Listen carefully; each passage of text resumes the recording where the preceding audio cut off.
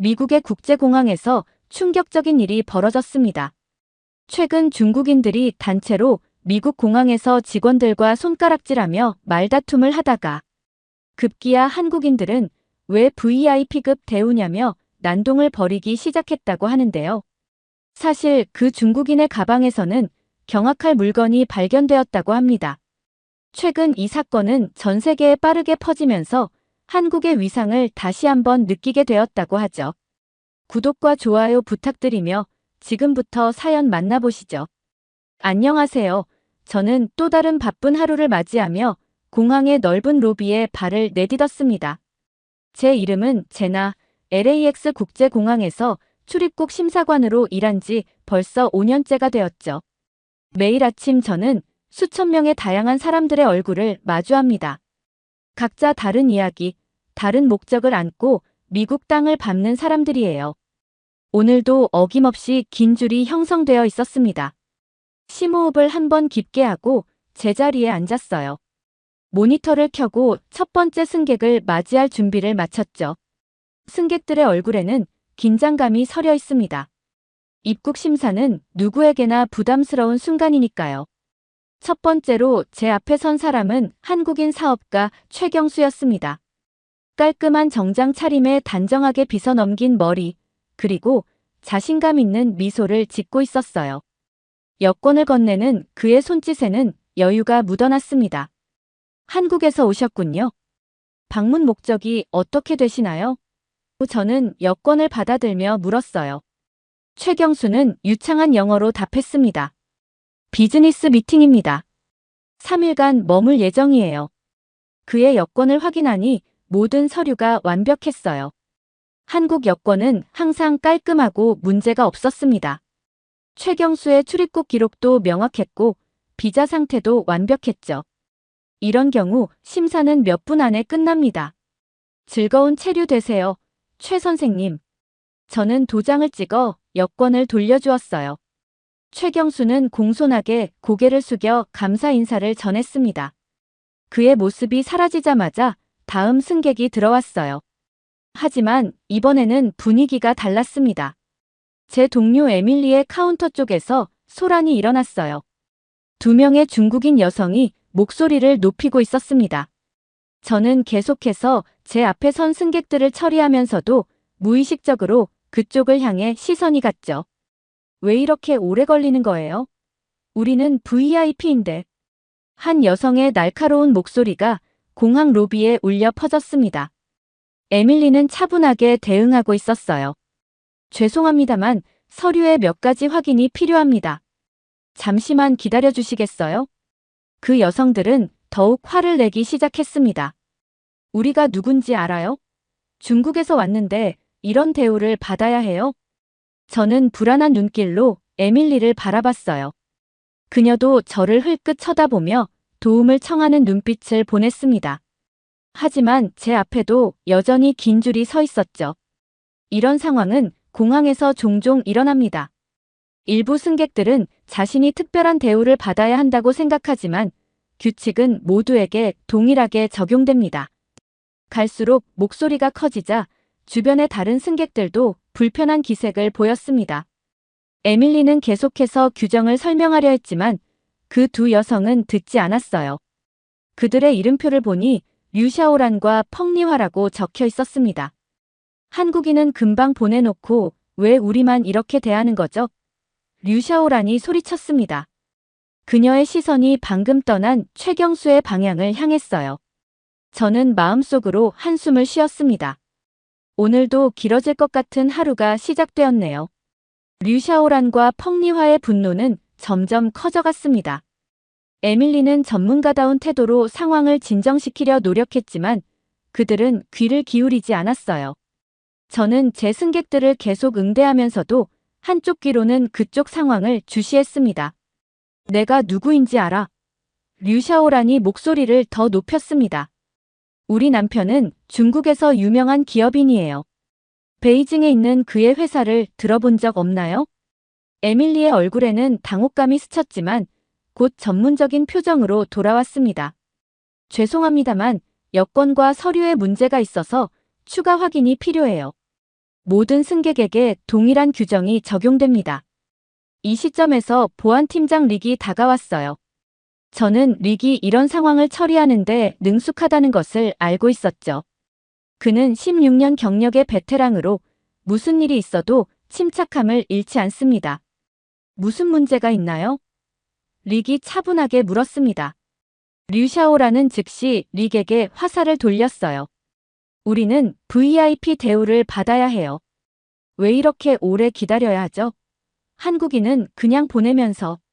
릭은 정중하지만 단호한 태도로 대답했습니다. 여기서는 모든 승객이 동일한 심사 과정을 거쳐야 합니다. VIP라도 예외는 없어요. 펑리화가 이번에는 가방을 들어올리며 말했어요. 우리는 이미 오래 비행했어요. 빨리 호텔에 가고 싶습니다. 그 순간 에밀리의 시선이 그들의 가방에 고정되었습니다. 두 여성의 캐리어가 유난히 무거워 보였죠. 여행 가방 바퀴가 약간 휘어있을 정도였어요. 죄송합니다만 수화물 검사가 필요할 것 같습니다. 에밀리가 말했습니다. 이 말에 두 여성의 얼굴색이 변했어요. 특히 류샤오란의 태도가 급격히 달라졌습니다. 방금 전까지 화를 내던 그녀가 갑자기 불안한 기색을 보였죠. 왜요? 우리 가방은 이미 엑스레이 검사를 통과했어요. 류샤오란의 목소리가 살짝 떨렸습니다. 릭이 차분하게 설명했어요. 입국 시 추가 검사를 요청할 권한이 있습니다. 특히 신고할 것이 있는지 확인해야 할 필요가 있을 때요.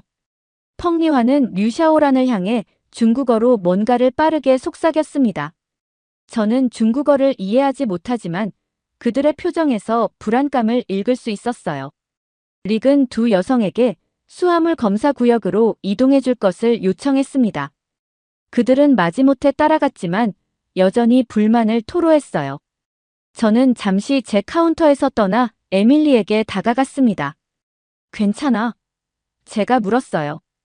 에밀리는 깊은 한숨을 내쉬었습니다. 뭔가 이상해. 처음에는 그냥 까다로운 승객처럼 보였는데 가방 검사 얘기가 나오자 태도가 완전히 바뀌었어. 저는 고개를 끄덕였습니다. 나도 봤어. 릭이 잘 처리할 거야. 수화물 검사 구역으로 향하는 두 여성의 뒷모습을 보며 저는 왠지 모를 불안감을 느꼈어요. 공항에서 5년간 일하면서 직감이 발달했거든요. 그리고 지금 제 직감은 무언가 크게 잘못되었다고 말하고 있었습니다. 수화물 검사 구역의 분위기는 팽팽했습니다. 저는 에밀리와 함께 검사를 지켜보기 위해 자리했어요. 류샤오란과 펑리화는 꼼짝 않고 서 있었지만 그들의 눈빛에서는 불안과 초조함이 역력했습니다. 에밀리가 첫 번째 가방 앞에 무릎을 꿇고 앉았어요. 가방을 열어도 될까요? 펑리화가 갑자기 앞으로 나섰습니다. 이건 사적인 물건이에요. 열어볼 권리가 없어요. 릭이 차분하게 개입했어요. 미국 세관은 입국 시점에 모든 수화물을 검사할 권한이 있습니다. 협조해 주시겠어요? 류샤오란이 펑리화의 팔을 잡아당기며 뭔가를 속삭였습니다. 펑리화는 마지못해 물러났지만 얼굴은 창백했어요. 저는 그들의 반응이 단순한 프라이버시 문제 이상이라는 것을 직감했습니다. 에밀리가 조심스럽게 가방의 지퍼를 열었어요. 겉보기에는 평범한 옷가지와 개인 용품이 보였습니다. 하지만 에밀리는 경험 많은 검사관이었죠. 그녀는 옷들을 한쪽으로 젖히고 가방 바닥에 손을 넣었습니다. 여기 뭔가 있네요. 에밀리의 목소리가 살짝 높아졌어요. 그녀가 가방 바닥의 가짜 패널을 제거하자 우리 모두의 눈이 휘둥그레졌습니다. 반짝이는 금색 막대들이 정교하게 배열되어 있었어요. 금괴였습니다. 이게 뭐죠? 릭이 물었습니다. 류샤오란이 재빨리 대답했어요. 그냥 선물이에요. 남편이 준 선물입니다. 펑리화도 고개를 격하게 끄덕였습니다. 맞아요, 선물이에요. 불법인가요? 릭은 심각한 표정으로 금괴 중 하나를 집어들었어요. 무거웠던지 그의 손목이 살짝 꺾였습니다. 이것들을 신고하셨나요? 두 여성은 서로를 바라보았습니다. 불안한 침묵이 흘렀어요. 미국에 금괴를 반입할 때는 세관 신고가 필요합니다. 릭이 설명했어요. 신고하지 않은 경우 밀수로 간주될 수 있어요. 류샤오란의 얼굴이 붉어졌습니다. 밀수라니. 우리는 그냥 선물을 가져온 것 뿐이에요. 왜 중국인만 이렇게 의심해요? 저는 내심 한숨을 쉬었습니다. 이것은 국적 문제가 아니라 법규 준수의 문제였어요. 하지만 류샤오란과 펑리화는 이 상황을 차별로 해석하고 있었습니다. 두 번째 가방도 검사했고 거기에도 동일한 금괴들이 발견되었어요.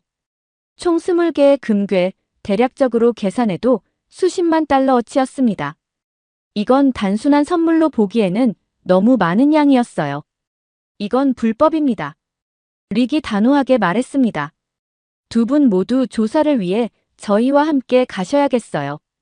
류샤오란이 소리쳤어요. 억울해요. 우리는 범죄자가 아니에요. 펑리화는 눈물을 흘리기 시작했습니다. 중국 대사관에 연락할 거예요. 이건 차별이에요. 저는 그들의 반응을 지켜보며 복잡한 감정이 들었어요. 한편으로는 규칙을 어긴 것에 대한 당연한 결과라고 생각했지만 다른 한편으로는 그들의 당혹감도 이해할 수 있었습니다. 하지만 법은 법이에요. 국적에 상관없이 모두에게 공평하게 적용되어야 하죠. 릭은 추가 인력을 호출했고 두 여성은 조사실로 안내되었습니다. 그들의 얼굴에는 분노와 두려움이 교차했어요. 이제 단순한 입국 거부를 넘어 심각한 법적 문제에 직면했으니까요. 조사실로 향하는 동안 류샤오란의 행동이 더욱 이상해졌습니다. 그녀는 계속해서 핸드폰을 만지작거리며 무언가를 하고 있었어요. 처음에는 단순히 누군가에게 연락하는 것으로 보였지만 릭이 더 가까이 다가가자 그 진실이 드러났습니다. 위챗 라이브 방송을 하고 계시네요. 릭이 말했어요. 죄송하지만 보안 구역에서는 촬영이 금지되어 있습니다. 류샤오란은 전혀 멈출 생각이 없어 보였습니다. 오히려 카메라를 더 가까이 들고 중국어로 빠르게 말하기 시작했어요. 저는 중국어를 몰랐지만 그녀의 격앙된 목소리와 우리를 가리키는 손짓에서 그 내용을 짐작할 수 있었습니다. 핸드폰을 내려놓으세요. 릭이 단호하게 요청했어요. 하지만 류샤오란은 계속했습니다. 미국 공항이 중국인을 차별해요. 보세요. 이들이 우리를 어떻게 대하는지. 펑리화도 자신의 핸드폰을 꺼내 녹화를 시작했어요. 상황이 통제를 벗어나고 있었습니다. 릭은 추가 보안 인력에게 신호를 보냈고 그들이 빠르게 다가왔어요. 핸드폰을 지금 당장 내려놓지 않으시면 압수할 수밖에 없습니다. 릭의 목소리에는 더 이상의 타협이 없었어요. 하지만 이미 늦었습니다. 류샤오란의 라이브 방송은 중국 내 수천 명의 시청자에게 전달되고 있었어요. 댓글이 폭주했고 대부분은 분노와 항의로 가득했습니다. 저는 잠시 화면을 볼 수 있었는데 미국 세관을 비난하는 내용이 계속해서 올라오고 있었어요. 보안 요원들이 마침내 두 여성의 핸드폰을 압수했습니다. 하지만 이미 불이 붙은 도화선을 끄기에는 너무 늦었어요. 릭의 표정이 심각해졌습니다. 이제부터는 형사조사 대상입니다. 릭이 엄중히 말했어요. 변호사를 요청할 권리가 있으며 중국 대사관에 연락할 수도 있습니다. 류샤오란과 펑리화를 별도의 조사실로 안내하는 동안 저는 에밀리와 잠시 복도에서 이야기를 나눴습니다. 이거 심각해질 것 같아. 에밀리가 걱정스러운 눈빛으로 말했어요. 저는 고개를 끄덕였습니다. SNS에 퍼지면 국제적인 문제가 될 수도 있어. 마치 우리의 예상을 확인이라도 하듯 릭이 심각한 표정으로 다가왔어요. 중국 대사관에서 연락이 왔어. LAX 공항에 설명을 요구한다고 해. 저는 깊은 한숨을 내쉬었습니다. 이제 이 문제는 단순한 세관 위반을 넘어 외교적 사안이 되어버렸어요. 미국과 중국 간의 관계가 이미 긴장 상태인데 이런 사건이 불필요한 마찰을 일으킬 수 있었습니다. 어떻게 될까요? 제가 물었어요. 릭은 어깨를 으쓱했습니다. 일단 상부에서 어떻게 대응할지 결정할 거야. 우리는 그냥 규정대로 했을 뿐이니까. 복도 끝에서 류샤오란의 흐느끼는 소리가 들려왔어요. 그녀는 계속해서 중국 정부가 우리를 보호해줄 거야 라고 반복하고 있었습니다. 펑리화도 울고 있었지만 좀 더 조용했어요. 이 순간 저는 이 두 여성이 자신들이 일으킨 파장의 심각성을 정말로 이해하고 있는지 의문이 들었습니다. 그들에게는 억울한 상황일 수 있지만 법은 분명했어요. 신고 없이 금괴를 반입하는 것은 명백한 위반이었습니다. 공항의 다른 구역에서는 여전히 평범한 일상이 계속되고 있었어요. 승객들은 도착하고 떠나고 삶은 흘러갔습니다. 하지만 이 조그만 조사실에서는 국제적인 파문을 일으킬 폭풍이 시작되고 있었어요. 다음 날 아침, 저는 뉴스를 보며 커피를 마시고 있었습니다. 예상대로 류샤오란과 펑리화의 사건이 헤드라인을 장식했어요. 미국 세관은 공식 성명을 발표했습니다. 금괴 밀수 혐의로 중국 관광객 2명을 조사 중이라는 간결한 내용이었어요. 하지만 중국 쪽의 반응은 훨씬 격렬했습니다. 소셜미디어에서는 해시태그 하나가 폭발적으로 퍼지고 있었어요.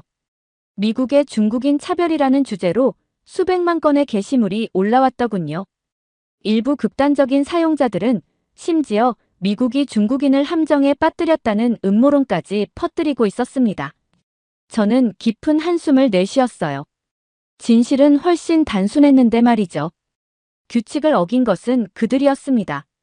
만약 신고만 했더라면 이런 문제는 없었을 거예요. 출근길에 공항으로 향하는 동안 저는 어제의 사건이 오늘 제 업무에 어떤 영향을 미칠지 생각했습니다.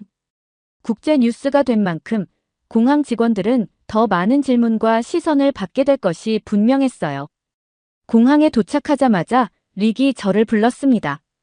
제나, 어제 중국 승객 사건 기억하지? 오늘 추가 조사가 있을 예정이야. 저는 고개를 끄덕였어요. 네, 뉴스에서 봤어요. 꽤 심각해졌네요. 릭은 피곤한 표정으로 말했습니다. 그들의 과거 입출국 기록을 확인 중이야. 이번이 처음이 아닐 수도 있어. 그 순간 제 눈에 익숙한 얼굴이 보였어요. 어제 제가 심사했던 한국인 사업가 최경수였습니다. 최경수는 출국장으로 향하고 있었어요. 아마도 그의 비즈니스 미팅이 끝난 모양이었습니다. 최경수가 지나가며 살짝 고개를 끄덕였어요. 그리고 릭을 향해 조용히 한마디를 던졌습니다. 내가 금괴를 가져왔으면 난리도 아니었겠지요. 그의 말은 가볍게 던진 농담처럼 들렸지만 그 안에는 깊은 의미가 담겨 있었어요. 한국 여권의 신뢰도와 중국 여권의 차이를 암시하는 말이었죠. 저는 그의 말에 깊이 공감했습니다. 국적에 따른 차별이 아니라 과거 기록과 신뢰도의 차이였으니까요.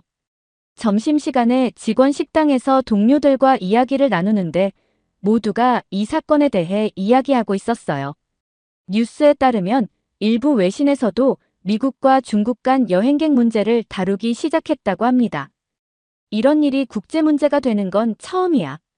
오래된 동료 마크가 말했어요. 저는 생각에 잠겼습니다. 문제는 그들이 이걸 차별로 몰아가고 있다는 거예요. 사실은 단순히 법규 위반인데. 에밀리가 고개를 끄덕였어요. 그리고 그들의 반응이 상황을 더 악화시켰지. 라이브 방송이 없었다면 조용히 처리되었을 수도 있어. 오후에 다시 업무로 돌아갔을 때 저는 사람들의 표정에서 긴장감을 읽을 수 있었습니다. 특히 중국에서 온 승객들은 평소보다 더 예민해 보였어요. 몇몇은 심지어 류샤오란과 펑리화의 사건에 대해 물어보기도 했습니다. 저는 최대한 중립적인 태도로 대답했어요. 세관 규정에 따라 처리되고 있는 사안입니다. 더 자세한 정보는 공식 채널을 통해 확인하셔야 합니다. 하루가 끝나갈 무렵 릭이 최신 소식을 알려주었습니다. 중국 대사관에서 태도가 좀 바뀌었어. 초기 조사 결과를 보고 개인 문제이므로 미국 법을 따르라고 했대. 이 말을 들으니 약간의 안도감이 들었어요. 적어도 외교적 충돌로 번지지는 않을 것 같았습니다. 조사가 본격화되면서 놀라운 사실들이 드러났습니다. 세관에서 류샤오란과 펑리화의 과거 출입국 기록을 철저히 조사한 결과 이번이 처음이 아니었어요. 그들은 지난 2년간 여러 차례 미국을 방문하면서 비슷한 패턴을 보였습니다. 짧은 체류, 무거운 짐, 그리고 귀국 시에는 상대적으로 가벼운 가방들이었죠. 저는 조사 보고서를 읽으며 가슴이 무거워졌습니다. 마치 오래된 영화의 한 장면처럼 그들의 여행 기록이 제 앞에 펼쳐졌어요. 각 날짜마다 찍힌 출입국 도장은 마치 시간의 흔적처럼 조용히 그들의 이야기를 말해주고 있었습니다. 그들이 남긴 발자취에는 계획된 듯한 규칙성이 엿보였어요. 이건 우연이 아니야. 릭이 창밖을 바라보며 말했습니다. 오후의 햇살이 그의 얼굴에 그림자를 드리웠어요. 조직적인 금괴 밀수가 분명해. 제가 고개를 끄덕였죠. 그들만이 아닐 수도 있겠네요. 더 큰 네트워크의 일부일지도 모르겠어요. 밀수의 그림자는 생각보다 깊었습니다. 조사팀이 밝혀낸 바에 따르면 류샤오란과 펑리화는 과거에도 신고 없이 상당량의 귀금속을 미국으로 들여왔던 정황이 있었어요. 마치 퍼즐 조각을 맞추듯 그들의 행적이 하나둘 연결되었습니다. 한편 중국 대사관의 태도도 급격히 변화했어요. 초기에는 자국민 보호를 강조하던 그들이 조사 결과를 접한 후 태도를 바꾸었습니다. 개인 문제이므로 미국 법을 따르라는 냉정한 입장으로 선회한 거죠. 외교적 관계의 냉혹함이 그대로 드러나는 순간이었습니다. 조사실 안 류샤오란과 펑리화의 모습은 이제 완전히 달라져 있었습니다. 처음의 오만함은 온데간데 없이 사라지고 절망과 두려움만이 남아 있었어요. 특히 류샤오란의 눈빛에는 깊은 불안이 서려 있었습니다. 마치 오래 간직한 비밀이 드러난 사람처럼 말이죠. 우리한테 변호사를 붙여달라. 류샤오란이 떨리는 목소리로 요청했습니다. 그녀의 손가락이 테이블 위에서 불안하게 움직였어요. 우리는 아무것도 몰랐어요. 그냥 시키는 대로 했을 뿐이에요. 펑리화는 울음을 그치지 못했습니다. 그녀의 어깨가 흐느낌에 따라 작게 떨렸어요.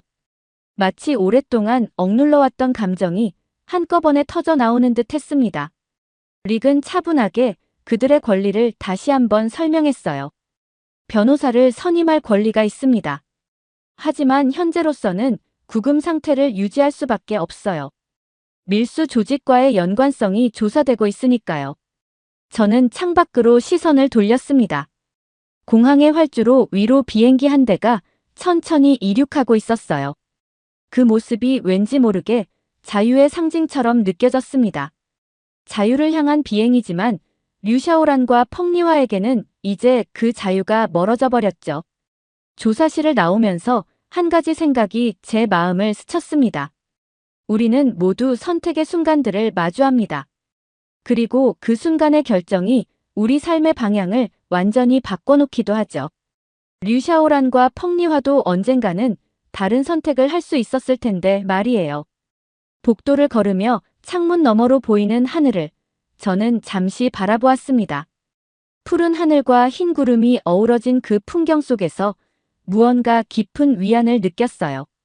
법이 존재하는 이유와 그것이 지켜져야 하는 이유에 대한 확신이 다시금 저를 채웠습니다. 며칠 후 미국 세관은 최종 결정을 내렸습니다. 류샤오란과 펑리화는 세관 신고 없는 금괴 밀반입 시도로 강제 출국이 결정되었어요. 조직적인 밀수 묘미에 대한 추가 수사는 계속되겠지만 일단 그들은 중국으로 돌아가게 될 것이었습니다. 저는 결정문을 받아든 순간 묘한 감정이 밀려왔어요. 마치 긴 여정의 끝에 도달한 듯한 어딘가 허무하면서도 홀가분한 기분이었습니다. 창문으로 스며드는 아침 햇살이 서류 위에 부드럽게 내려앉았죠. 그 빛 속에서 시간의 흐름을 느낄 수 있었어요. 결정을 통보받은 류샤오란의 반응은 격렬했습니다. 그녀의 눈에는 분노와 절망이 교차했어요. 마치 오래된 사진 속 인물처럼 그녀의 표정에 깃든 감정의 결이 선명하게 느껴졌습니다. 이건 불공평해요. 우리 변호사랑 이야기하게 해줘.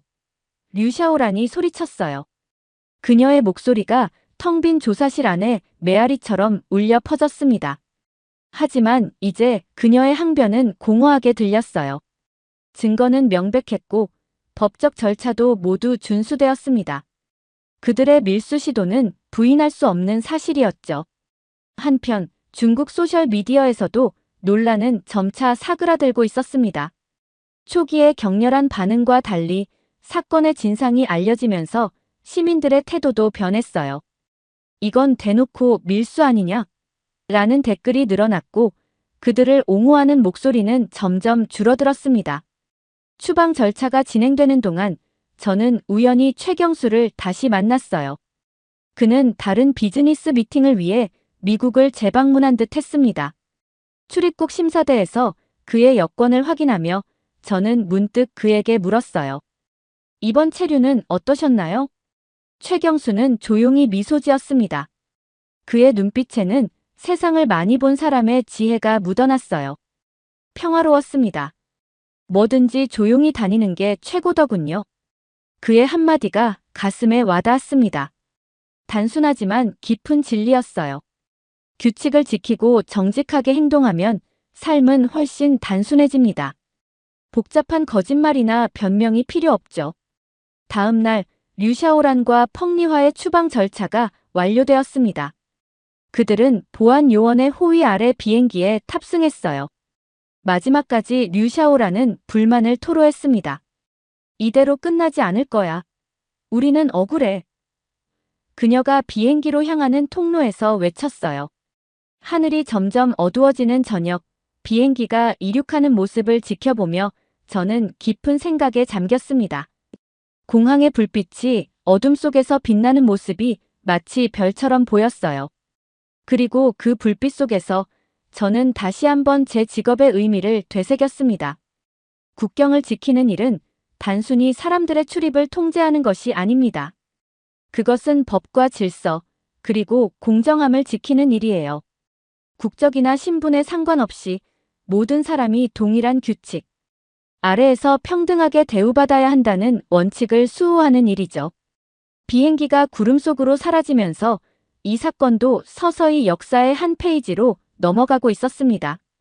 마치 시간의 강물이 모든 것을 씻어내듯 사람들의 기억에서도 이 일은 점차 희미해질 것이에요. 하지만 그 교훈만은 오래도록 남을 겁니다. 일주일이 지나고 공항은 다시 일상으로 돌아왔습니다. 하지만 그 사건의 여운은 여전히 저희들 마음속에 남아 있었어요. 조용한 저녁 근무를 마친 후 저는 릭과 함께 공항 근처 카페에 앉아 있었습니다. 창밖으로 보이는 석양이 건물들 사이로 붉게 물들어갔어요. 그 빛이 테이블 위 커피잔에 부드럽게 반사되는 모습이 마치 오래된 영화의 한 장면처럼 아름다웠습니다. 요즘 들어 국적과 신분이 얼마나 중요한지 다시 한번 느끼게 돼. 릭이 커피를 홀짝이며 말했어요. 저는 고개를 끄덕였습니다. 맞아요. 한국 여권과 중국 여권의 차이는 단순한 표지 색깔이 아니더라고요. 그건 신뢰의 차이죠. 릭은 생각에 잠긴 듯 창밖을 바라보았어요. 한국인은 괜히 프리패스가 아니야. 수년간의 신뢰가 쌓인 결과지. 그의 말에 깊이 공감했습니다. 국가의 이미지는 하루아침에 만들어지는 것이 아니에요. 수많은 시민들의 행동과 태도, 그리고 시간이 만들어낸 결과물이죠. 마치 오래된 나무의 나이테처럼 그 역사는 깊고 단단했습니다. 며칠 전 중국 소셜미디어를 확인했을 때 놀라운 사실을 발견했어요. 금괴 밀수 사건에 관한 게시물들이 대부분 삭제되어 있었습니다. 마치 아무 일도 없었던 것처럼 말이죠. 역사의 편집이 실시간으로 이루어지는 모습이 어딘가 서글프게 느껴졌어요. 다음 날 아침, 저는 새로운 하루를 맞이했습니다. 공항은 여전히 분주했고 다양한 국적의 승객들이 끊임없이 오갔어요. 제 심사대 앞에 선 젊은 여성은 긴장한 표정이었습니다. 그녀의 눈빛에서 초조함을 읽을 수 있었어요. 처음 미국에 오시나요? 제가 부드럽게 물었습니다. 그녀는 어색하게 미소 지었어요. 네, 유학 왔어요. 여권을 확인하니 한국 여권이었습니다. 모든 서류가 완벽했고 체류 목적도 명확했어요. 저는 그녀에게 따뜻한 미소를 건넸습니다. 환영합니다. 좋은 유학 생활 되세요. 그녀의 얼굴에 안도감이 번졌어요. 누군가에게는 단순한 도장 하나가 그들 인생의 새로운 장을 여는 열쇠가 됩니다. 제 작은 친절이 그녀의 첫 미국 경험을 긍정적으로 마치 따뜻한 추억의 한 페이지로 남길 수 있기를 바랐습니다. 하루를 마무리하며 저는 잠시 공항의 큰 창가에 서서 활주로를 바라보았어요. 비행기들이 이륙하고 착륙하는 모습이 마치 춤을 추는 것 같았습니다. 그 모습 속에서 저는 삶의 리듬을 느꼈어요. 사람들은 오고 가지만 규칙과 질서는 변함없이 그 자리를 지킵니다. 류샤오란과 펑리화의 사건은 이제 저에게 하나의 교훈으로 남았습니다. VIP든 누구든 법 앞에서는 평등해야 한다는 단순하지만 강력한 진리였어요. 그리고 이 진리를 지키는 것이 바로 제 일의 본질이라는 것을 다시 한번 깨달았습니다. 석양이 완전히 사라지고 어둠이 내리자 공항의 불빛이 더욱 선명하게 빛났어요. 마치 별빛처럼 반짝이는 그 불빛 속에서 저는 내일도 또 다른 여행자들을 맞이할 준비를 했습니다. 그들의 이야기, 그들의 여정, 그리고 그들이 가져올 새로운 만남을 기대하면서 말이에요. 인생은 끊임없는 도착과 출발의 연속입니다. 마치 이 공항처럼 말이죠. 그리고 저는 그 모든 순간을 지키는 파수꾼으로서 오늘도 제 자리를 지킵니다. 사연자분께 전해드릴 말씀이 있으시면 댓글로 부탁드립니다. 그러면 더욱 감동적인 다음 사연으로 넘어가겠습니다. 그 힘든 나라에 왜 간다는 거니? 내가 정말 어떻게까지 했는데. 한국에 간다는 소리 계속할 거면 이제 우리를 볼 생각 말아라. 여기 한 여성이 한국에 간다고 하자. 부모님이 한국에는 절대 안 된다는 이야기를 하니 집을 나간다고 하는 여성이 있습니다. 그리고 그녀는 부모님과 그 후로 연락을 하지 않았다고 하는데요. 오늘의 사연은 프랑스에서 온 메디아 씨의 사연입니다. 안녕하세요. 프랑스인 메디아입니다. 어머니에게 한국으로 대학을 가기로 결정했다고 말하던 날을 아직도 기억하고 있어요. 어머니는 생계를 위해 투잡을 하시며 파리에 있는 저희 집의 작은 부엌에서 저녁 식사를 준비하고 계셨죠. 고소한 소고기, 찌개 냄새가 집안 가득 퍼지는 가운데 저는 긴장한 목소리로 서울의 한 대학교 경제학과에 합격했다고 말씀드렸습니다. 국제 비즈니스와 무역 분야에서 경력을 쌓는데 어떻게 도움이 될지 열심히 설명드렸어요. 하지만 말이 흘러나오자마자 어머니의 얼굴이 무너지는 것을 느꼈습니다. 미소가 사라지고 어깨에 힘이 들어갔어요. 어머니는 아무 말도 없이 다시 난로 쪽으로 돌아섰습니다. 저는 그 순간 저희 사이에 보이지 않는 벽이 생기는 것을 느꼈어요. 저희는 몇 주 동안 다시는 그 얘기를 하지 않았습니다. 지금 돌이켜보면 어머니의 반응에 놀라지 말았어야 했습니다. 어머니는 30살에 한국에서 프랑스로 이주하셨어요. 어머니는 패밀리 레스토랑에서 라인 요리사로 일하면서 동네 철물점의 장부를 관리하는 일을 병행하며 하루 10시간씩 일하셨어요. 고된 노동이었지만 그 덕분에 어머니는 저와 두 언니에게 어렸을 때 누리지 못했던 안정된 중산층 생활을 제공할 수 있었습니다. 아버지는 제가 기억하기에는 너무 어렸을 때 떠나셨어요. 어머니는 아버지가 어느 날 떠났다고만 말씀하시며 그 이상 말씀을 하지 않으셨죠. 그래서 제가 기억할 수 있는 한 저희 가족은 단 넷뿐이었죠. 저의 언니들은 저보다 나이가 많았는데 맨 위에 언니는 20살, 둘째 언니는 15살이었어요. 저희 자매는 각자 방과 후 아르바이트를 하며 집안 살림에 돈을 보태머요. 겉으로 보기에 저희는 프랑스의 꿈을 이루기 위해 함께 노력하는 모범적인 이민자 가족처럼 보였을 거예요. 하지만 방 3개짜리 조촐한 집안에서는 엄마와 언니들 사이에 긴장이 고조되곤 했어요. 저희는 제가 어렸을 때 파리로 이민을 왔어요. 어머니는 어린 두 자녀와 불안정한 영어 실력만을 가지고 오셨어요. 그리고 가족의 지원도 받지 못했죠. 어머니는 자매들이 좋은 대학에 갈 수 있도록 끊임없이 공부를 열심히 하라고 강요하셨습니다. 더 나은 삶을 살 수 있는 유일한 방법이라고 하셨죠. 하지만 성적표가 나올 때마다 언니들의 성적이 충분하지 않다는 이유로 다툼이 벌어지곤 했죠. 언니들은 집에서 싸우지 않기 위해 늦게 귀가하기 시작했습니다. 친구들이 저희 어머니가 실제 나이보다 10년은 더 늙어 보인다고 말할 정도로 어머니는 해마다 점점 더 지쳐갔습니다. 눈에서 불꽃이 사라지고 항상 일하거나 자고 있는 것처럼만 보였어요. 제가 아주 어렸을 때 서울에 계신 할머니를 자주 찾아뵈곤 했어요. 할머니가 주셨던 알록달록한 장난감과 뒷마당 나무에서 따먹던 달콤한 귤에 대한 기억이 좋았습니다.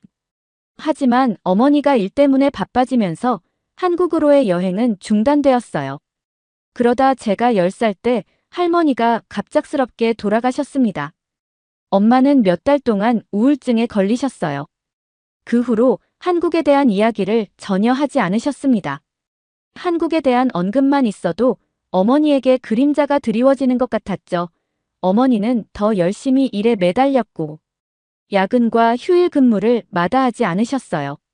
그래서 제가 소고기 찌개를 먹으며 5,000마일 떨어진 한국으로 이사 가겠다고 발표했을 때 어머니보다 더 큰 충격을 받은 사람은 없었어요. 어머니에게 한국은 슬픔과 관한 고된 노동을 상징하는 곳이었습니다. 어머니는 딸이 프랑스에서 가족들과 함께 편안하고 안락한 삶을 살기를 바랐을 뿐입니다. 하지만 저는 어머니의 오랜 희생과 노력을 거부하고 있었어요. 어머니가 저를 위해 힘들게 일궈놓은 미래를 사는 대신 거꾸로 가는 것을 선택하고 있었죠. 그 후 몇 주 동안 어머니는 저를 말리려고 하셨어요. 하지만 제가 이미 결정을 굳혔다는 것을 깨닫자 그녀는 감정적으로 물러섰습니다. 한때 따뜻하고 사랑스러웠던 저희의 관계는 얼음장처럼 차갑게 변했습니다. 제가 대학으로 떠나기까지 몇 달 동안은 식사 자리는 정중한 대화와 어색한 침묵으로 가득 찬 긴장된 시간이었습니다. 그럼에도 어머니는 겨울옷 쇼핑을 도와주시고 모아둔 용돈을 저에게 주시는 등 적극적으로 나서주셨어요. 하지만 제가 떠날 준비에 대해 이야기할 때마다 어머니의 눈에서 깊은 슬픔을 읽을 수 있었습니다.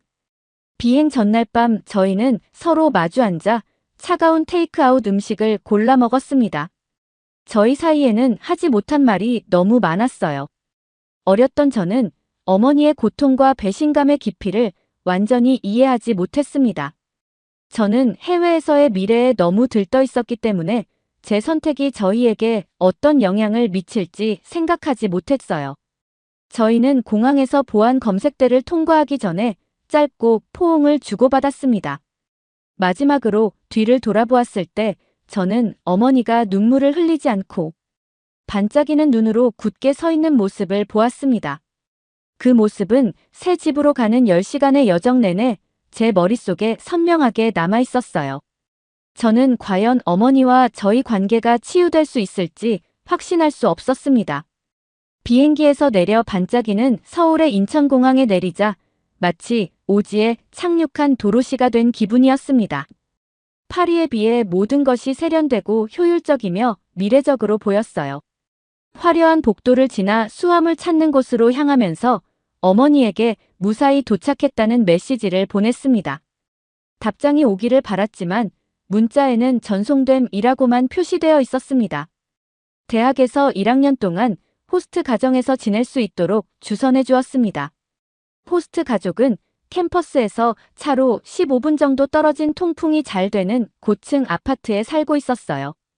호스트 가족은 모두 금융업에 종사했고 아들 준이는 저와 동갑이었습니다. 저는 대화 내용의 5% 정도만 알아들을 수 있었지만 호스트 가족은 첫날 밤에 맛있는 한국식 바비큐 저녁 식사를 준비하며 저를 따뜻하게 맞이해 주었습니다. 그 후 며칠 동안 주는 저를 도와 지역 안내를 해주고 부모님을 위해 통역을 해주었어요. 그는 자신의 가족이 한국 기준으로 중상류층이라고 설명했습니다. 그의 아버지는 가난한 농촌 마을을 떠나 증권회사 임원이 되기까지 열심히 노력했다고 했어요. 저는 그의 이야기가 제 어머니의 배경과 비슷하게 들렸고, 두 사람 모두 넉넉지 않은 환경에서 자랐지만 투지와 근성으로 경제적 안정을 이뤘다는 사실에 충격을 받았습니다.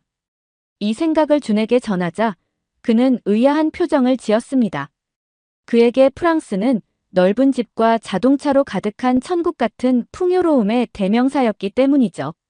그는 여전히 많은 이민자들이 생계를 유지하기 위해 힘든 일을 하며 고군분투하고 있다는 사실에 놀랐어요. 어머니의 낡은 경험에만 의존해 한국과 그곳의 기회를 잘못 판단한 것은 아닌지 저는 의문이 들었습니다. 첫 학기 동안 저는 매일 어학 앱을 사용하고 TV 프로그램을 보며 열심히 한국어를 공부했습니다. 결국 저는 호스트 가족과 저희 생활에 대해 진지하게 대화할 수 있을 정도로 한국어를 잘하게 되었어요. 어느 날 밤 추수감사절 스타일의 칠면조 저녁 식사를 하면서 저는 호스트 부부에게 프랑스에서의 이민자 생활에 대해 잘 알고 있는지 물었습니다. 그들은 전반적으로 영어와 공교육이 잘 되어 있기 때문에 프랑스가 이민자들에게 더 쉬운 곳이라고 생각한다고 사려 깊게 대답했습니다. 1990년대 프랑스로 이민 온 어머니의 어린 시절을 떠올리게 되었습니다. 당시 파리 교회에는 영어 학습센터와 다문화 커뮤니티 그룹이 널리 퍼져 있지 않았기 때문이죠. 언어 장벽은 일자리나 주택을 구할 때 차별을 받을 가능성이 높다는 것을 의미했어요. 그녀는 의지할 대가족 없이 처음부터 모든 것을 혼자서 구축해야 했습니다. 게다가 한국처럼 가부장적인 문화권에서 20대 중반에 갑자기 싱글맘이 된다는 것은 두려운 일이었을 것입니다. 저희가 프랑스에서 기회를 가질 수 있도록 많은 것을 희생하셨지만 어머니는 초창기에는 외로움과 경제적 스트레스로 끔찍한 시련을 견뎌내셨을 거라는 걸 깨달았습니다. 어머니는 아이들과 좋은 삶을 살겠다는 결심뿐이었죠. 그래서 어머니는 한국 얘기만 나오면 그 힘든 나라라고 말씀하셨어요. 어릴 적 무지했던 저는 아이 둘을 데리고 멀리 떨어진 타국에서 새로운 삶을 시작한 어머니가 무엇을 극복했을지 상상도 하지 못했습니다. 매일의 고된 생활은 수년 동안 그녀를 육체적으로나 정서적으로 지치게 만들었습니다. 그것이 제가 해외 이주를 준비하면서 어머니와 다투고 자매들과 성적 문제로 다투고 최근 어머니의 눈빛이 우울해진 이유였을 거라는 생각이 들었어요. 저는 처음으로 어머니가 저희 가족의 유일한 부양자로서 짊어지고 계셨던 무거운 짐을 이해하기 시작했습니다. 그리고 프랑스를 떠나 한국으로 가기로 한 저의 결정이 어머니의 마음속에는 그 의무를 포기하는 것으로 느껴졌겠지요. 서울에서 대학생 생활에 적응하면서 몇 년이 빠르게 지나갔습니다. 전 세계 각지에서 온 친구들을 사귀고 도시의 에너지에 완전히 매료되었어요. 홍대의 화려한 불빛 북적이는 동대문 시장 산속에 자리 잡은 고즈넉한 사찰 등 파리의 한적한 교회에서는 느낄 수 없었던 매력에 푹 빠졌죠. 영화와 책. 매일 몇 시간씩 드라마를 보면서 한국어 실력도 향상되었습니다. 약 1년 반이 지나자 은행 업무, 병원 진료 면접 등의 상황을 통역 없이도 편안하게 헤쳐나갈 수 있게 되었어요. 한국 문화에 대한 저의 사랑이 커지면서 어머니와의 거리도 더욱더 멀어졌습니다. 한 달에 한 번 정도 짧게 통화했지만 긴 침묵이 계속되었어요. 어머니는 여전히 프랑스에 있는 2개의 직장에서 일하면서 제 수업과 서울 생활에 대해 최소한의 안부만 물으셨죠. 제가 한국에 머무는 것을 파리로 돌아가기 전에 모험적인 단계로만 여긴다는 느낌을 받았어요. 하지만 제 입장에서는 진정한 제 집을 찾은 것 같았어요. 심지어 2학년 때 민준이라는 한국인 경제학과 학생과 사귀기 시작했어요. 처음에는 전적으로 헌신하는 것이 망설여졌지만 곧사랑에 빠져보죠. 그는 똑똑하고 잘생겼고 존경받는 집안 출신이었어요. 저희는 한강을 거닐며 결혼해서 아이를 낳고 서울에 오래 정착하는 꿈을 그리며 밤을 새우곤 했습니다. 민준이 소식을 전하기 위해 어머니에게 전화를 걸었을 때 어머니의 말투는 딱딱하고 조심스러웠어요. 어머니는 여전히 제가 졸업 후 귀국해서 저희 동네 교회에 다니는 멋진 한국계 프랑스 남학생과 결혼하길 바라셨던 것 같아요. 그녀는 제가 프랑스로 돌아오기 위해서는 한국인과 결혼하는 것이 어려울 것이라고 경고했습니다. 저는 지금 이곳에서 미래를 계획하고 있다고 설명하려고 했지만 제 말이 어머니에게 깊은 상처를 주었다는 것을 알 수 있었어요. 그 후로 매주 안부 전화는 한 달에 한 번 이하로 줄었습니다. 그래서 제가 대학 졸업식에 어머니를 서울로 초대했을 때 어머니가 흔쾌히 동의해 주셔서 깜짝 놀랐어요. 25년 전 한국을 떠난 후 처음으로 한국에 발을 내딛는다는 것을 알고 있었기 때문입니다. 한편으로는 어머니가 흔쾌히 허락해 주셔서 기뻤지만 다른 한편으로는 한국 문화가 어머니의 기억에 미치지 못한다는 비판적인 시선과 지적을 받을까봐 두려웠습니다. 저는 호스트 가족에게 어머니가 좀 더 편안하게 지내실 수 있도록 함께 묵을 수 있는지 물어봤어요. 그들은 흔쾌히 방을 준비해 주시고 냉장고에 맛있는 과일과 간식을 채워주셨습니다. 경제학과 수석 졸업의 기쁨도 잠시 어머니를 모시러 인천공항으로 향하는 발걸음은 무척이나 떨렸습니다. 택시 뒷좌석에 앉아 원피스를 다듬으며 몇 년 전 파리 공항에서 얼마나 끔찍한 일을 겪었는지 기억이 떠올랐습니다. 한국 일자리에 지원하지 말라고 핀잔을 주거나 잔소리를 할까? 아니면 그냥 한국을 무시하고 아시아 다른 나라로 휴가를 가자고 할지도 몰라요. 입국장 게이트 근처에 서서 사람들이 걸어 나오는 모습을 바라보며 가슴이 두근거렸습니다. 그때 제 눈에 들어온 어머니는 제 기억보다 훨씬 늙고 피곤해 보였습니다. 오랜 육체 노동으로 인해 자세가 구부정해지고 얼굴에 주름이 더 많이 생기셨어요. 하지만 신나게 손을 흔드는 저를 발견하셨을 때 피곤한 기색은 온데간데 없고 눈빛이 밝아지셨습니다. 저희는 꼭 껴안았고 저희 사이의 모든 긴장된 역사가 녹아내리는 듯한 느낌을 받았습니다.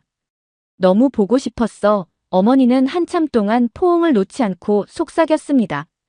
어머니의 목소리에 담긴 진심에 저도 모르게 눈시울이 뜨거워졌습니다. 어쩌면 이번 여행이 결국 이해의 계기가 될 수도 있겠다는 생각이 들었죠. 처음 어머니가 한국에 왔을 때는 대화를 나눴을 때 여전히 한국에 대한 부정적인 시선들로 인해 힘들었던 건 사실입니다. 하지만 조금씩 어머니의 생각이 한국에 대해 긍정적으로 바뀌기 시작하는 것을 볼 수 있었어요. 함께한 첫날 저희는 바다를 보기 위해 초현대식 KTX 고속열차를 타고 부산으로 향했습니다. 25년 전만 해도 택시와 버스조차 드물었던 시절이라 어머니는 이렇게 빠르고 편안한 교통수단이 있다는 사실을 믿지 못하셨어요. 친한 도시를 걸으며 거리 공연과 노점상을 구경하는 동안 어머니는 프랑스를 조금 닮았다 개방적이고 창의적인 모습이네 라고 말씀하셨습니다. 다른 사람이 들었을 때는 어설픈 칭찬처럼 들렸을지 모르지만 금욕주의자인 제 어머니에게는 엄청난 칭찬이라는 것을 알았습니다. 매콤한 해산물 국수 한 그릇을 꿀꺽 삼키자 어머니의 얼굴이 그 진한 맛에 환하게 밝아졌습니다. 그때 어머니의 한국에 대한 기억에 드리워진 그림자 중 일부는 영양가 있는 음식이 부족했던 가난에서 비롯되었다는 것을 깨달았습니다. 이번 여행으로 전에는 상상할 수 없었던 현대적 번영의 면모를 어머니에게 보여드릴 수 있었어요. 서울에 돌아온 후 며칠 동안 저는 어머니를 데리고 시장, 궁전, 박물관 등 번화한 수도 곳곳을 돌아다녔습니다. 민속박물관에서는 정교한 한복에 매료되었고 과학관에서는 첨단 로봇을 보며 감탄사를 연발했어요. 하지만 실용주의자인 어머니에게 가장 깊은 인상을 남긴 것은 한국의 인프라였습니다. 자동차 중심의 파리에서 온 그녀는 매우 효율적인 대중교통 시스템의 놀라움을 금치 못했습니다. 지하철은 늦은 밤에도 2에서 3분 간격으로 운행되었고 택시는 저렴하고 많았죠. 또한 블록마다 번쩍이는 병원 건물과 24시간 운영되는 약국에서 볼 수 있는 수준 높은 의료 서비스에도 주목하기 시작하셨어요. 저는 미국이나 프랑스에 비해 일반 시민이 병원 방문, 검사 및 시술에 훨씬 더 쉽게 접근할 수 있는 한국의 국가보험 시스템에 대해 설명했습니다. 어느 날 밤 직접 만든 김치찌개를 먹던 어머니가 허리를 주무시며 아프다고 하셨습니다. 몇 년 동안 척추 관절염을 앓고 있었지만 물리치료나 통증 주사와 같은 치료는 본인 부담금이 너무 크다고 말씀하셨죠. 그래서 어머니는 그냥 웃으며 식당 일을 하면서 극심한 통증을 참아냈습니다. 가끔은 50살의 몸에 갇힌 할머니가 된 기분이야 라고 어머니는 한숨을 쉬었습니다. 가족을 경제적으로 안정시키기 위해 여전히 지친 몸을 이끌고 극심한 고통을 이겨내고 있는 그녀의 모습이 가슴을 찔렀습니다.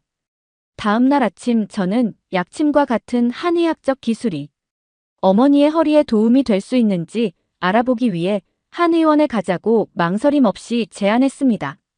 한국적인 모든 것에 냉소적이었던 어머니의 과거를 생각하면서 저는 어머니가 비웃을 거라고 생각했어요. 하지만 놀랍게도 어머니는 거부감 없이 동의해 주셨습니다. 북촌 한옥마을에 자리 잡은 아름다운 한옥 스타일의 한의원을 찾았습니다. 준의 가족으로부터 추천을 받은 유명한 곳이었습니다. 한의사는 30분이 넘는 시간 동안 차분하게 엄마의 허리 통증에 대한 이야기를 들으며 생각에 잠긴 듯 고개를 끄덕였습니다. 그런 다음 그는 척추의 주요 압력점을 따라 일련의 작은 한방 파스를 준비했어요. 약용 테이프로 피부에 붙인 이 파스는 향이 나는 작은 성냥개비처럼 생겼어요. 어머니는 대체 이런 것들이 근육에 어떤 영향을 미칠 수 있는지 몰랐다고 인정했습니다. 하지만 한의사의 말을 믿으셨고 열린 마음을 가지신 것 같았습니다. 그 후 며칠 동안 저는 기적이 일어나는 것을 목격했어요. 어머니는 몇 년 동안 보지 못했던 활력과 움직임을 되찾았습니다. 허브 테이퍼의 강한 냄새가 신경을 자극하고 뭉친 조직을 풀어주는데 도움이 되었어요. 어머니는 곧게 서서 걸으시며 그 효과에 놀라워하셨죠. 저희는 사람들이 구경하는 청계천을 따라 걸으며 마법 같은 저녁을 보냈는데 프랑스에서는 불가능한 일이었어요. 프랑스로 돌아가기 전 마지막 날 어렸을 때 이후로 처음으로 어머니가 저를 온전히 안아주셨어요. 어머니는 눈물을 흘리며 한국을 방문하면서 자신의 시야가 크게 넓어졌다고 말씀하셨습니다. 어머니는 제가 왜 이 현대적이고 혁신적인 나라를 제 커리어를 시작하고 언젠가 가정을 꾸릴 곳으로 선택했는지 마침내 이해하게 되었다고 말씀하셨어요. 어머니는 집에서 허리 통증이 심할 때 한의사가 화상통화로 상담을 해줄 수 있는지 알아봐 달라는 부탁을 남기고 떠나셨습니다. 한국에서 저희 미래가 어디로 향하든 이제는 어머니가 응원해 줄 거라는 작지만 강력한 신호의 입가에 미소가 번졌습니다. 그러면 더욱 재미있는 다음 사연으로 넘어가겠습니다. 중국 너 가보기나 했어. 완전 그러면 한국은 어떤데? 야 한국은 여기에 낄 나라가 아니지. 그리스에서 외국인 여성들이 대화를 하고 있는데요. 그리스에서 엘리트 교육을 받아온 건축가들이라고 합니다. 중국에 출장을 가려고 하는 건축가들이 이야기를 나누고 있는데요. 오늘의 사연은 그리스인 레나 씨의 사연입니다. 안녕하세요. 저는 그리스 아테네 외곽의 작은 마을에서 온 건축가 레나라고 합니다. 저는 어렸을 때부터 고대 건축이 매료되었어요. 부모님과 함께 그리스의 유서 깊은 성당과 유적지를 방문했던 기억이 가장 먼저 떠오릅니다. 저는 오래된 건축물에서 본 거대한 기둥 정교한 조각 공학적 경이로움에 항상 경외감을 느꼈어요. 자라면서 그 매력은 더욱 깊어져 여름방학이 되면 부모님께 유럽 곳곳의 고대 유적지를 방문하고 싶다고 조르곤 했죠. 대학에서 건축학을 공부할 무렵에는 고대에 완전히 사로잡히게 되었죠. 교수님들은 제가 항상 아테네 수로의 작동 방식에 대해 이야기하거나 중세성의 구조적 특징을 분석해달라고 요청하는 것에 지치셨을 거예요. 친구들이 세련되고 현대적인 건축 디자인에 집중하는 동안 저는 과거 건축에 훨씬 더 끌렸어요. 수천 년을 버텨온 건축물의 모습은 저에게 놀라웠어요. 수세기에 걸쳐 이 고대 건축물에서 함께 살았고 일했으며 감탄했던 수많은 세대의 사람들을 상상하는 것이 좋았죠. 졸업 후 여름방학 동안 유럽 배낭여행을 하며 터키의 고대 유적지를 방문했어요. 파르테논 신전 기둥의 완벽한 기하학적 구조와 정교한 조각을 살펴보기 위해 웅크리고 앉아 고대 아테네의 영광이 절정에 달했던 신전을 상상했던 기억이 납니다. 터키의 거대한 아테네 원형 극장에 서서 검투사 전투를 응원하던 수천 명의 관중을 상상해 보았어요. 고대인들의 엄청난 규모와 엔지니어링 능력에 감탄이 절로 나왔습니다. 귀국 후 그리스에서 건축 경력을 시작하면서 중세 교회 복원이나 유적지 용도 변경을 도울 수 있는 프로젝트를 찾았습니다. 저는 이러한 유물을 직접 다루면서 깊은 성취감을 느꼈어요. 부모님은 제가 옛날 사람이라며 놀리곤 했죠. 20대 후반이 되어서야 중국의 고대 건축과 역사에 대해 더 많이 배우기 시작했어요. 더 많이 읽을수록 더 집착하게 되었죠. 만리장성, 자금성 병마용 이런 기념비적이고 웅장한 건축물들은 제가 직접 봐야만 하는 것들이었죠. 절벽에 거대한 불상이 조각된 룽먼 석굴과 같은 유적지 사진을 뒤적거리고 중국 황궁과 무덤에 관한 다큐멘터리를 시청하기도 했어요. 만리장성을 따라 걸으며 이 놀라운 유적지를 가까이에서 보는 것이 꿈이 되었죠. 그래서 그리스에서 중국으로 가는 긴 여행을 위해 몇 년 동안 돈을 저축한 끝에 마침내 베이징행 비행기를 예약했어요. 중국에 관한 모든 건축 및 역사 서적과 함께 여행 가방에 짐을 꾸리면서 저는 정말 설레었어요. 비행기에서 베이징 자금성의 거대한 성문과 높이 솟은 탑 앞에 서 있는 제 모습을 계속 상상하느라 잠을 이루지 못했습니다. 저는 어렸을 때부터 고대 건축물에 매료되어 이 순간을 기다려왔어요. 이제는 고대의 매력이 저를 지구 반대편 중국까지 끌어당기게 되었어요. 10시간의 긴 비행 끝에 드디어 베이징에 도착했어요. 비행기에서 내리자마자 공항에 들어서자 제 심장이 두근거렸습니다. 저는 서둘러 초현대식 공항을 빠져나와 천안문 광장과 자금성 입구로 바로 가는 첫 번째 택시를 탔어요. 넓은 대로를 따라 내려가면서 고대 사원과 건축물이 반짝이는 거대한 고층 빌딩과 나란히 있는 모습을 엿볼 수 있었습니다. 저는 흥분을 주체할 수 없었어요. 정말 내가 중국에 왔구나. 택시가 천안문 광장에 내려줬을 때 저는 잠시 멈춰서서 모든 것을 감상했어요. 천안문 광장은 세계에서 가장 큰 광장으로 수세기 동안 중국의 심장 역할을 해왔죠. 박물관과 정부 건물이 양옆에 있고 북쪽 끝에는 천안문 자체가 서 있고 그 뒤에는 거대한 자금성의 입구가 있었어요. 이 경치를 사진으로 수없이 보았지만 직접 서보니 정말 강렬함을 느낄 수 있었어요. 자금성의 상징인 마오쩌둥의 초상화가 양쪽에서 펄럭이는 중국 국기와 함께 위엄 있게 내려다보고 있었죠. 활짝 웃고 배낭을 불룩하게 메고 있는 제 모습이 미친 관광객처럼 보였을지도 모르지만 전 상관없었어요. 거대한 광장을 가로질러 성문을 향해 걸어갈 때 저희 발 아래에서는 수세기에 걸친 역사가 느껴지고 있었어요. 제가 실제로 이곳에 왔다는 사실이 믿기지 않았어요. 저는 고대의 매력에 사로잡혀 이 꿈 같은 기회에 뛰어들 준비가 되어 있었습니다. 저의 웅장한 중국 모험은 이제 막 시작되었어요. 중국에서 가장 유명한 고대 유적지를 탐험하며 신나게 첫 몇 주를 보낸 후 저는 베이징에서 새로운 직장과 생활에 적응하는 데 집중할 때가 되었다고 생각했습니다. 한 개발업체에서 베이징의 고급 아파트와 리테일 단지를 설계하는 일을 도와달라고 저를 채용했습니다. 저는 새로운 일을 시작하고 싶은 마음이 간절해져. 첫날 저는 베이징의 엄청난 규모와 건물에 깜짝 놀랐습니다. 제가 근무한 오피스타워는 100층이 넘는 높이로 화려한 로비와 어지러울 정도로 빠르게 올라가는 엘리베이터를 갖추고 있었어요. 도시는 정말 현대 건축과 인프라의 경이로움 그 자체였죠. 그러다 새로운 동료들을 만나기 시작하면서 몇 가지 위험 신호가 나타나기 시작했습니다. 프로젝트에 대한 초기 대화에서 구조적 품질과 엔지니어링, 고려 사항보다 미학과 외관이 우선시되는 것 같다는 느낌을 받았어요. 태양열 패널이나 녹지 공간과 같은 친환경 기능에 대한 저의 제안은 불필요한 비용으로 무시당했습니다.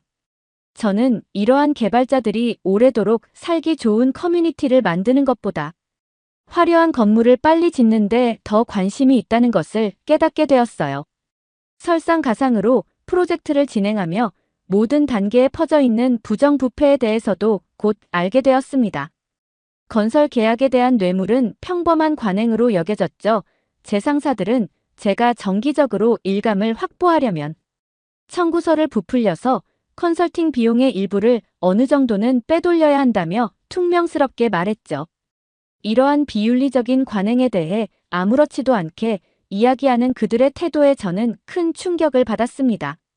처음 몇 달 동안 베이징 생활에 계속 적응해 나가면서 베이징의 초창기 환상도 사라지기 시작했어요.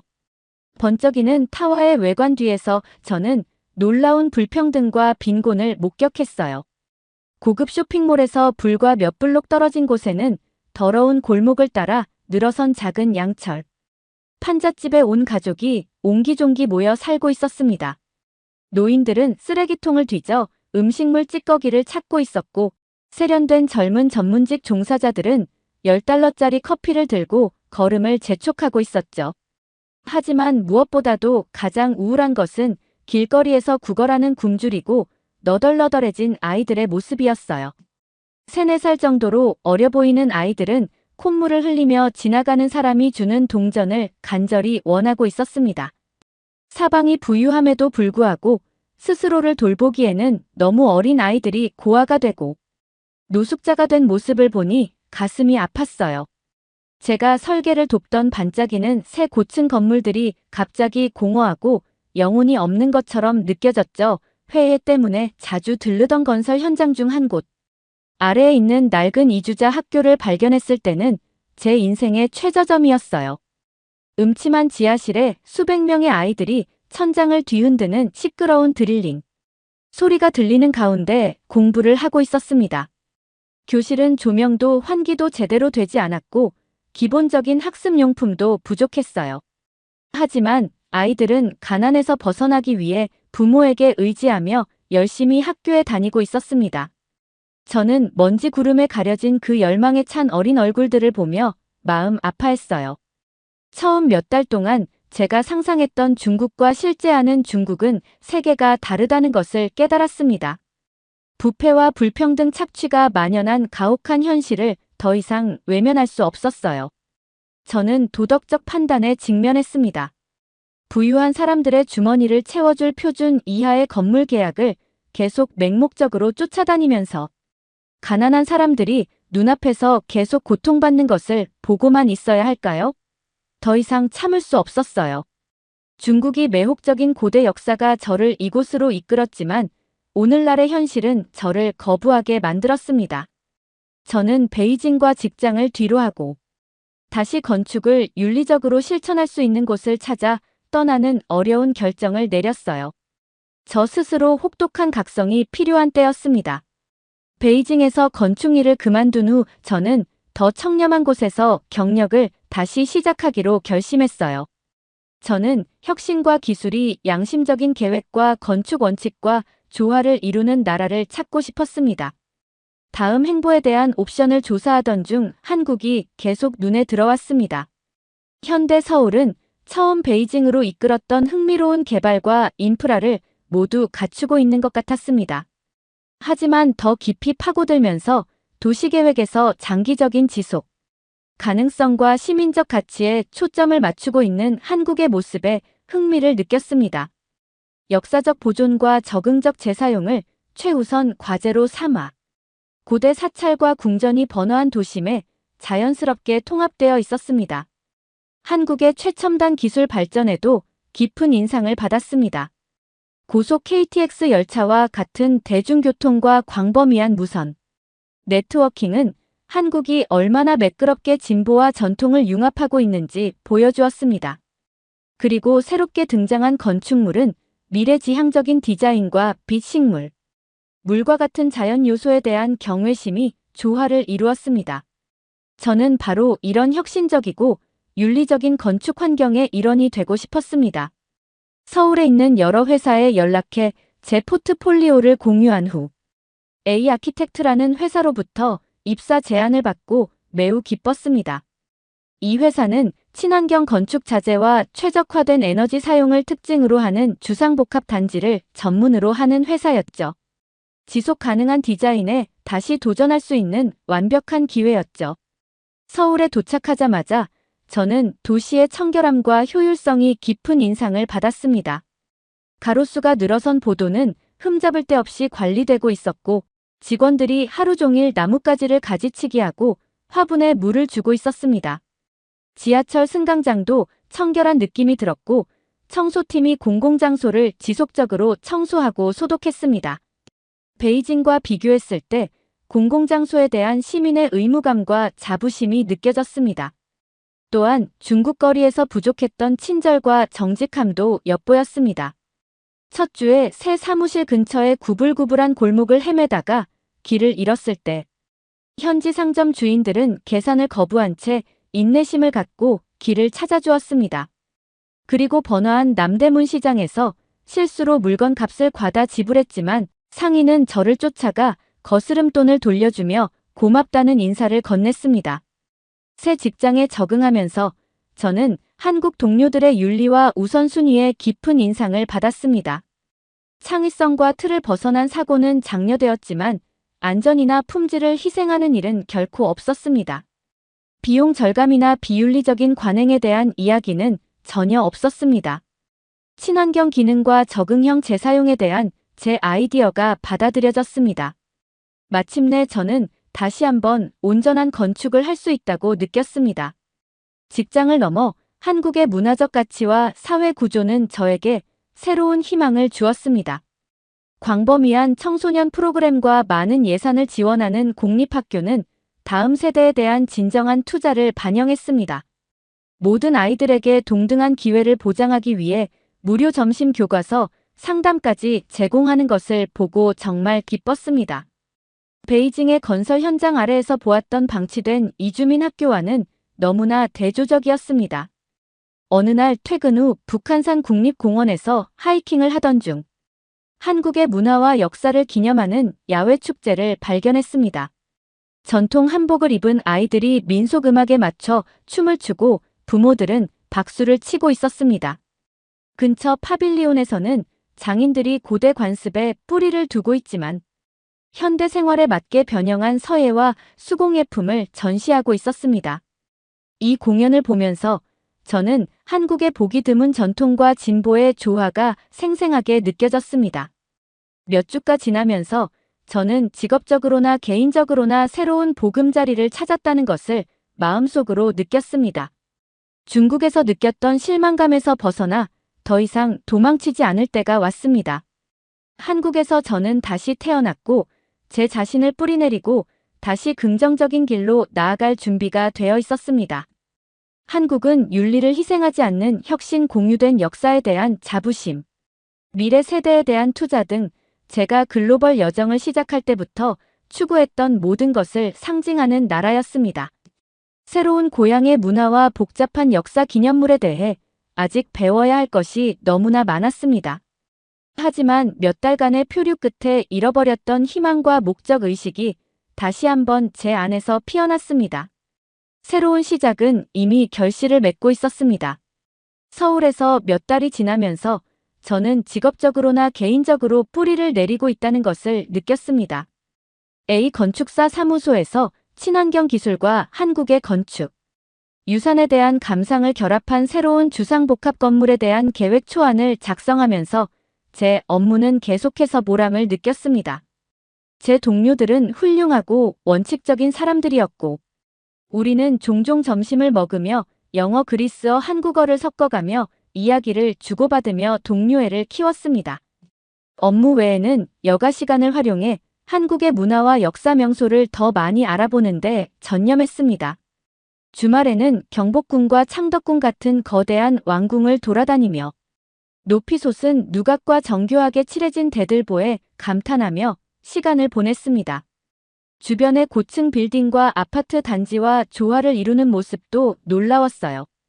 고대와 현대가 자연스럽게 공존하고 있었습니다. 전통 한옥 건축에 매료된 저는 북촌, 한옥과 같은 유서 깊은 마을을 방문해 모서리를 쓸어 올린 기와 지붕과 자연광이 들어오는 격자무늬 창문에 감탄했습니다. 집안에는 온돌 바닥이 있어 한국의 추운 겨울을 따뜻하게 보낼 수 있었는데요. 정말 기발한 고대 난방 시스템이었어요. 여기에 배관과 조명 등 현대적인 편의시설도 함께 갖춰져 있었죠. 이러한 신구의 조화는 적응적 재사용에 중점을 둔 건축가로서 저에게 큰 영감을 주었습니다. 건축물 외에도 한국의 멋진 자연 경관과 활기찬 도시 에너지를 발견하는 것이 즐거웠습니다.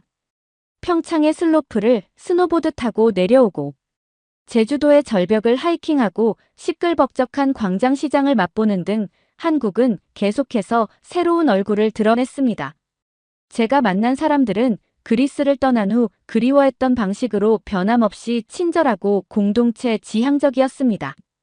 이러한 정신은 아이들에게도 이어졌습니다. 학업 성취를 중심으로 구축된 한국의 교육 시스템에서 저는 부담을 줄이고 창의성을 키우려는 노력도 보았습니다. 학교는 균형 잡힌 졸업생을 배출하기 위해 전통적인 교과목과 함께 음악, 미술, 스포츠를 강조했습니다. 학생들이 문화적 소양을 쌓을 수 있도록 박물관, 극장, 유적지 견학도 흔했습니다. 가는 곳마다 깨끗하고 시설이 잘 갖춰진 놀이터에서 세심한 부모와 조부모가 아이들의 모험에 열성적으로 참여하는 모습을 볼 수 있었습니다. 이곳에서는 어린 세대를 돌보는 것이 공동체의 최우선 과제였습니다. 중국에서 보았던 방치된 아이들과는 너무나 대조적이었습니다. 1년 가까이 서울에 살면서 저는 이제 한국이 제 진정한 고향이라는 것을 알았습니다. 하지만 이 복잡하고 역동적인 나라에 대해 알아가야 할 새로운 층위가 항상 존재했습니다. 1월의 어느 쌀쌀한 아침 저는 살아있는 역사의 한 조각인 남북을 가르는 비무장지대를 방문하기로 결심했습니다. 지형을 가로지르는 황량한 국경을 바라보며 한국의 격동적인 과거와 희망찬 미래가 어떻게 교차하는지 생각해 보았습니다. 그날 저녁 저는 단골 포장마차에서 아줌마에게 DMZ 여행 이야기를 꺼냈습니다. 아줌마는 전쟁 중에 가족이 뿔뿔이 흩어졌다고 말하며 근엄한 표정을 지었습니다. 김이 모락모락 나는 만두 한 그릇을 떠주면서 아줌마는 끊어진 관계가 협력과 화해를 통해 서서히 회복되고 있다고 말했습니다. 저는 할머니의 슬픔 속에서도 불굴의 한국인의 정신이 빛나는 것을 보았습니다. 이런 경험은 제가 입양한 조국에 아직도 얼마나 많은 배움과 성장이 남아있는지 일깨워 주었습니다. 한국의 복잡한 역사와 다양한 지역 문화는 저에게 평생의 발견을 보장했습니다. 쓰라린 환멸의 시간을 보낸 후 다시 태어나고 새롭게 거듭날 수 있는 이 기회가 소중하게 느껴졌습니다. 밤 서울 아파트에 앉아 반짝이는 도시 풍경을 바라보며 저는 별빛 가득한 꿈을 안고 중국에 도착한 이후 얼마나 멀리 왔는지 되돌아보았습니다. 한국은 제가 영원히 잃어버릴까봐 두려워했던 삶의 목적을 되찾아 주었습니다. 이제 한국은 인류애와 혁신이 조화를 이루며 함께 번영할 수 있는 땅이었습니다. 저는 이곳에서 문화적 재탄생을 경험했습니다.